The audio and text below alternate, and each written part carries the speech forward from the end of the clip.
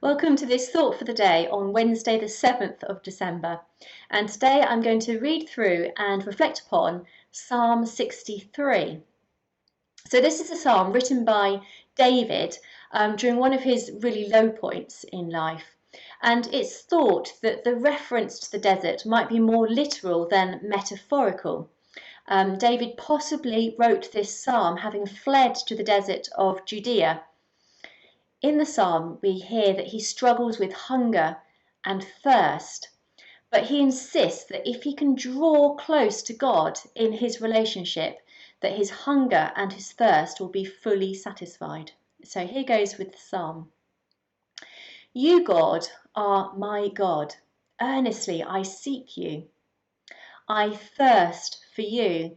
My whole being longs for you in a dry and parched land where there is no water. I have seen you in the sanctuary and beheld your power and your glory.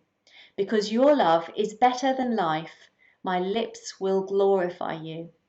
I will praise you as long as I live, and in your name I will lift up my hands.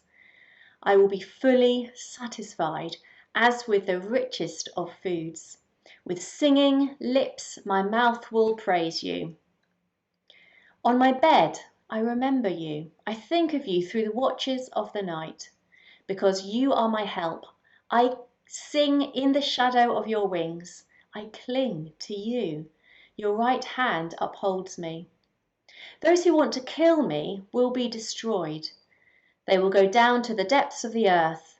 They will be given over to the sword and become food for jackals. But the king will rejoice in God. All who swear by God will glory in him, while the mouths of liars will be silenced. So David is praying in a desert place, and I think that from time to time we probably all go through those desert times in our lives. Our desert places might be times when we're struggling with something, when life isn't going as smoothly as we'd like to. Perhaps we have ill health, we have friends or family that we're worrying about. Maybe we've been recently bereaved, or perhaps there's uncertainty with our work or finances. The desert gives us a very vivid metaphor: dry, parched land devoid of water.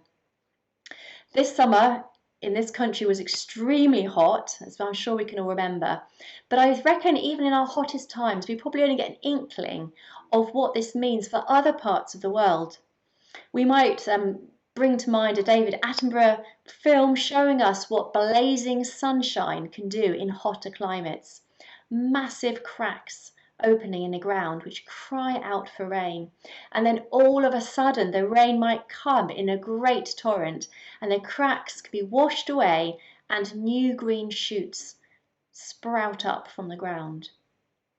So how does David respond to his dry, parched desert time? Well, he prays and he draws on his relationship with God and meditates on his faith. David speaks metaphorically of nourishment and of his relationship, which gives him this nourishment in the desert. And he says, I will be fully satisfied as with the richest of foods. With singing lips, my mouth will praise you. So this nourishment, it reminds me of that beautiful passage where Jesus is talking to the Samaritan woman in the Gospel of John in chapter 4. And in that passage, we hear of spiritual thirst, which we all have, and the quenching of that thirst, which only Jesus is able to offer. In that passage, we can read, everyone who drinks this water will be thirsty again, but whoever drinks the water I give him will never thirst. Indeed, the water I give him will become in him a spring of water welling up to eternal life. Beautiful, isn't it? So when we are struggling, perhaps with our health, worry for other people, or some kind of period of uncertainty in our life, or if we're just thinking about the world around us and all the awful things which are going on in the world, we need to draw on David's advice here in this psalm to learn from him and to turn to God at these times, to spend time seeking His nourishment to quench our thirst. So perhaps we could start by asking God in prayer to come to us and to satisfy our needs, to provide for us where we're lacking. And then we can almost take this psalm one verse at a time to really meditate on God's faithfulness, His love and His provision for us. I'm just going to finish by reading verses 7 and 8 because they give such a wonderful sense of an intimate embrace with God. So the psalm says, "Because you are my help, I sing in the shadow of your wings. I cling to you. Your right hand upholds me." God bless.